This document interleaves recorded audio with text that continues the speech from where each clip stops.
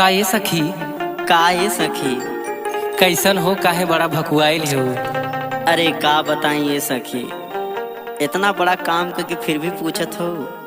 अरे हम ना जानत तनी बताया तो हो। सुना सुनावा। अरे कलिए से खन के नाही, अरे चूड़ी कंगना। तू काहे हो? सुना न, अरे कलिए से खन के नाही, अरे चूड़ी कंगना। नजर आई गई ने बलमा सखी तोहरे अगना।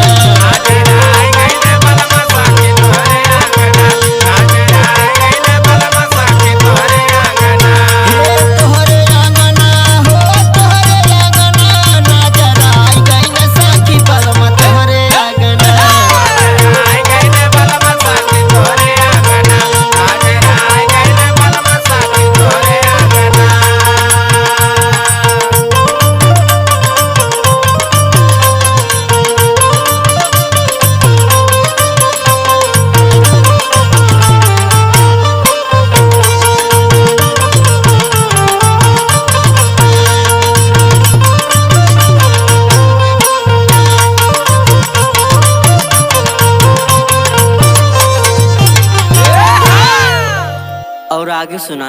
सुनावा ये सखी। ऐसा तो ना करे चाहत रहा। अरे हमहू तो ना जान पौनी हो ही कैसे हो गए।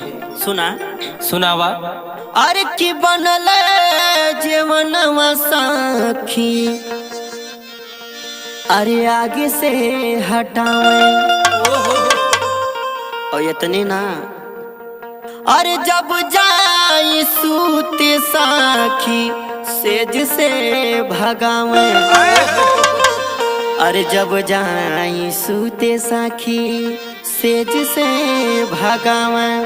अच्छा। अरे कौनो बतिया कहीं रिसिया ने बलमा। नजर आई गई न सखी बलमा तोहरे अगना।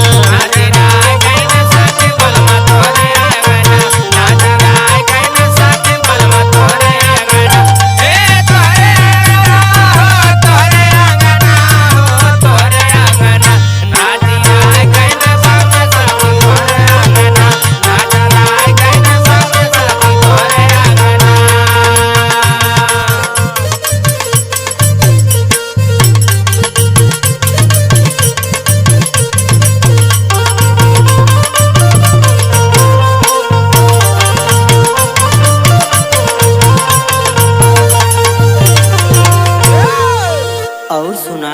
सुनावा हो। बहुत सुई दवाई कहनी ये साखी। हम तो सोचनी कौनो बीमारी होई। कुछ काम ना करत हो? एकदम कौनो काटे ना करत हो। एक ठीक उपाय कहनी तो कुछ फर्क पड़ल। सुना। का हो?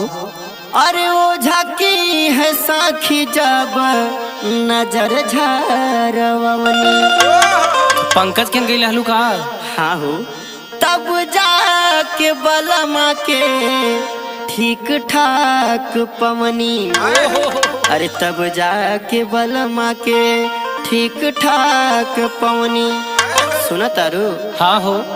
अरे पहले रहे सुन, अब मोर भरल अगना। नजर आई गई न साखी।